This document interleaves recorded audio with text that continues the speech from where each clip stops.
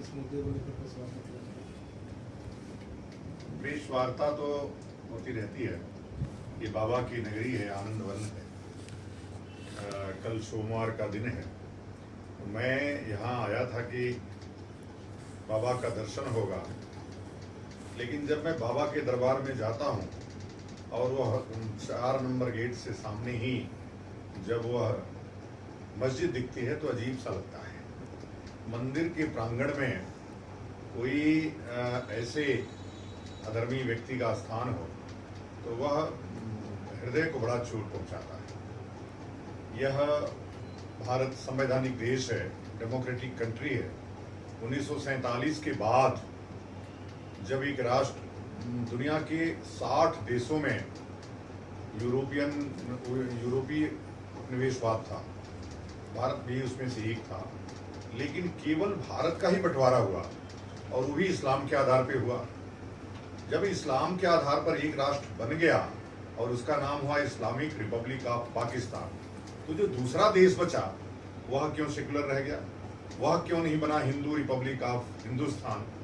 इन मांग को लेकर के लगातार मैं काली सेना के माध्यम से, चूंकि अब मुझे महसूस होने लगा है कि हिंदुओं को डिसिप्लिन वे में यूनाइट होने की आवश्यकता है। अब जरूरत स्वयं सेवक बनने की नहीं, स्वयं सैनिक बनने की आवश्यकता है। इसलिए उनको स्वयं सैनिक बनाने के लिए काली सेना का गठन किया है हमने, और काली सेना अभी भारत के 12 राज्यों में काम कर रही है।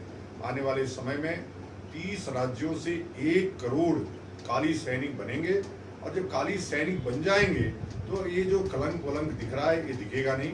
भारत का अपना एक हिंदू राष्ट्र संविधान होगा, जिसका प्रारूप अभी आने वाले श्रावण पूर्णिमा के दिन हम लोग देश के सामने रखेंगे, हिंदू जनता के सामने रखेंगे।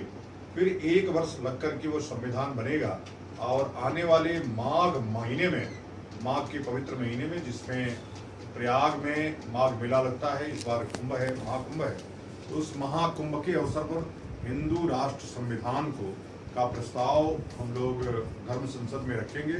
जो धर्म संसद अभी आपने सुना हरिद्वार और प्रयागराज में हुई, वैसे ही धर्म संसद फिर से कुंभ में, प्रयागराज में होगी, उस कुंभ में, और उस धर्म संसद में यह हिंदू राष्ट्र संविधान का प्रस्ताव रखा जाएगा। मुझे उम्मीद है कि सभी संसदों को, सभी संसद सदस्यों को वह पसंद आएगा और वो प्रस्ताव पारित होगा।